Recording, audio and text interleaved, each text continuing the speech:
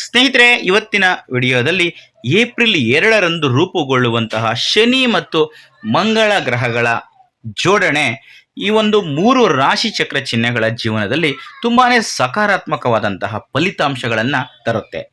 ನಿರ್ದಿಷ್ಟವಾಗಿ ಹೇಳೋದಾದರೆ ವೃತ್ತಿ, ಆರ್ಥಿಕ ಪರಿಸ್ಥಿತಿ ಮತ್ತು ಕುಟುಂಬ ಜೀವನದಲ್ಲಿ ಸುಧಾರಣೆಗಳ ಕಡೆಗೆ ಸೂಚನೆಗಳು ಸಿಗ್ತಾ ಇರ್ತವೆ. ಈ 2 ಗ್ರಹಗಳ ಸಂಯೋಗದಿಂದ ಯಾವ 3 ರಾಶಿಗೆ ಸಂಬಂಧಪಟ್ಟಂಥವರು ಪ್ರಯೋಜನಗಳನ್ನು ಪಡ್ಕೊತಾರೆ ಅನ್ನೋಂಥದ್ದನ್ನು ಇವತ್ತಿನ ವಿಡಿಯೋದಲ್ಲಿ ಸಂಪೂರ್ಣವಾಗಿ ತಿಳಿಸ್ಕೊಡ್ತೀನಿ. ಹಾಗಾಗಿ ಈ ವಿಡಿಯೋನ ಎಲ್ಲೂ ಕೂಡ ಸ್ಕಿಪ್ ಮಾಡದೆ ಕೊನೆವರೆಗೂ ನೋಡಿ. ಹಾಗೆ ನೀವೇನಾದರೂ ಇನ್ನೂ ನಮ್ಮ ಚಾನಲ್ಗೆ ಹೊಸಬರಾಗಿದ್ದರೆ ದಯವಿಟ್ಟು ಈ ಕೂಡಲೇ ಸಬ್ಸ್ಕ್ರೈಬ್ ಮಾಡ್ಕೊಳ್ಳೋದನ್ನು ಯಾವುದೇ ಕಾರಣಕ್ಕೂ ಮರಿಬೇಡಿ. ಸ್ನೇಹಿತರೆ, ಈಗ ನೋಡೋಣ ಮಿಥುನ ರಾಶಿ. ಮಿಥುನ ರಾಶಿಯಲ್ಲಿ ಜನಿಸಿದವರಿಗೆ ಶನಿ ಮತ್ತು ಮಂಗಳನ ಸಂಯೋಗವು ಕರ್ಮ ಭಾವ ಅಂದರೆ ವೃತ್ತಿ ಜೀವನದ ಮನೆಯಲ್ಲಿ ನಡೆಯುತ್ತೆ. ಇದು ಒಬ್ಬರ ವೃತ್ತಿಪರ ಜೀವನ ಮತ್ತು ಕೆಲಸದ ಸ್ಥಳವನ್ನು ನಿಯಂತ್ರಿಸುತ್ತೆ. ಈ ಅವಧಿಯಲ್ಲಿ ನಿಮ್ಮ ಕಠಿಣ ಪರಿಶ್ರಮ ನಿಮಗೆ ಫಲವನ್ನು ನೀಡುತ್ತೆ. ದೀರ್ಘಕಾಲದ ಪ್ರಯತ್ನಗಳು ಫಲವನ್ನು ತಂದುಕೊಡ್ತವೆ ಮತ್ತು ಅದೃಷ್ಟ ಕೂಡ ನಿಮ್ಮ ಕಡೆ ಇರುತ್ತೆ. ಶನಿಯ ಪ್ರಭಾವ ನಿಮ್ಮಲ್ಲಿ ಶಿಸ್ತನ್ನು ತುಂಬುತ್ತೆ, ಆದರೆ ಮಂಗಳ ಅಗತ್ಯವಾದಂತಹ ಶಕ್ತಿ ಮತ್ತು ಧೈರ್ಯವನ್ನು ಒದಗಿಸ್ತಾನೆ. ವ್ಯವಹಾರದಲ್ಲಿ ತೊಡಗಿರುವಂತಹ ವ್ಯಕ್ತಿಗಳು ಗಣನೀಯವಾದಂತಹ ಲಾಭವನ್ನು ಪಡ್ಕೊತಾರೆ ಮತ್ತು ಪ್ರಮುಖವಾದಂತಹ ಒಪ್ಪಂದಗಳು ಸಿಗುವ ಸಾಧ್ಯತೆ ಇದೆ. ಸಂಬಳವನ್ನು ಪಡಿತಾ ಇರುವಂತಹ ವ್ಯಕ್ತಿಗಳು ಬಡ್ತಿಯನ್ನು ಪಡೆಯುವ ಸಾಧ್ಯತೆ ಇದೆ. ಹಾಗೆ ಹೊಸ ಜವಾಬ್ದಾರಿಗಳು ಕೂಡ ಸಿಗುವ ಸಾಧ್ಯತೆ ಇದೆ. ಇದನ್ನು ಅವರ ಸ್ವಂತ ಸಾಮರ್ಥ್ಯ, ಅರ್ಹತೆಗಳಿಂದ ಗಳಿಸ್ಕೋತಾರೆ ಅನ್ನೋದು ತುಂಬಾ ಮುಖ್ಯ. ಇನ್ನು ಕುಟುಂಬ ಜೀವನ ಸಾಮರಸ್ಯದಿಂದ ಕೂಡಿರುತ್ತೆ. ಹಾಗೆ ಮನೆಯಲ್ಲಿ ಪ್ರೀತಿ ಪಾತ್ರರೊಂದಿಗೆ ಗುಣಮಟ್ಟದ ಸಮಯವನ್ನು ಕಳೆಯೋದಕ್ಕೆ ನಿಮಗೆ ಅವಕಾಶಗಳು ಕೂಡಿ ಬರ್ತವೆ. ಈಗ ಸಿಂಹರಾಶಿ. ಸಿಂಹರಾಶಿಗೆ ಈ ಒಂದು ಶನಿ ಮತ್ತು ಮಂಗಳನ ಸಂಯೋಗ ಅಷ್ಟಮ ಭಾವ ಅಂದರೆ 8ನೇ ಮನೆಯಲ್ಲಿ ಸಂಭವಿಸುತ್ತೆ. ಇದು ಹಠಾತ್ತನೆ ಘಟನೆಗಳು ಮತ್ತು ಗುಪ್ತ ಲಾಭಗಳನ್ನು ಸೂಚಿಸುತ್ತೆ.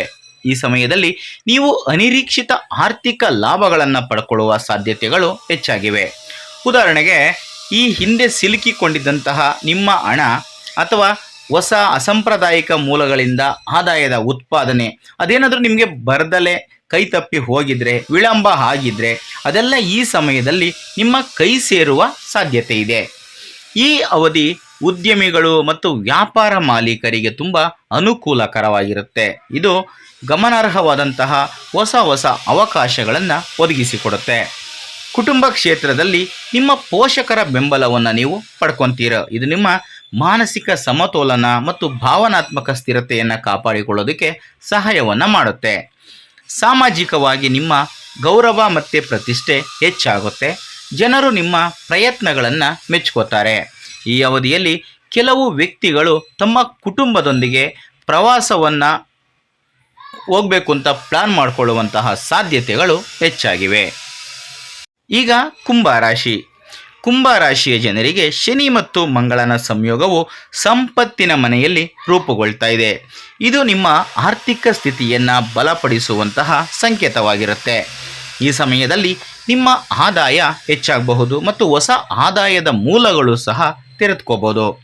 ನಿಮ್ಮ ಕಠಿಣ ಪರಿಶ್ರಮದ ಪ್ರತಿಫಲವನ್ನು ನೀವು ಪಡ್ಕೊತೀರಾ ಮತ್ತು ಅದೃಷ್ಟ ಕೂಡ ಸದಾಕಾಲ ನಿಮ್ಮ ಕಡೆ ಇರುತ್ತೆ.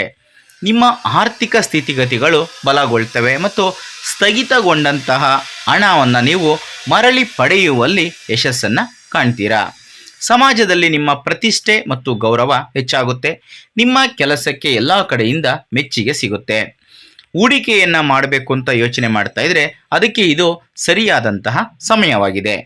ಇದು ನಿಮ್ಮ ಭವಿಷ್ಯದಲ್ಲಿ ಗಣನೀಯವಾದಂತಹ ಲಾಭವನ್ನು ಕೂಡ ತಂದುಕೊಡುತ್ತೆ. ಹಾಗೆ ವಾಹನವನ್ನು ಖರೀದಿಸಬೇಕು ಅಂತ ಏನಾದರೂ ಯೋಚನೆ ಮಾಡ್ತಾ ಇದ್ದರೆ ಇದು ಸರಿಯಾದಂತಹ ಸಮಯವಾಗಿದೆ.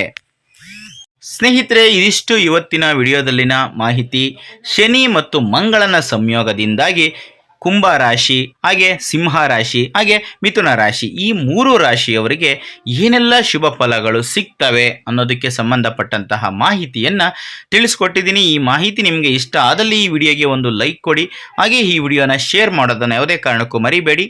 ಇಂಥದ್ದೇ ಮತ್ತಷ್ಟು ಮಾಹಿತಿಗಳಿಗಾಗಿ ನಮ್ಮ ಚಾನಲನ್ನು ಸಬ್ಸ್ಕ್ರೈಬ್ ಮಾಡಿಕೊಂಡು ಪ್ರತಿನಿತ್ಯ ನೋಡ್ತಾ ಇರಿ.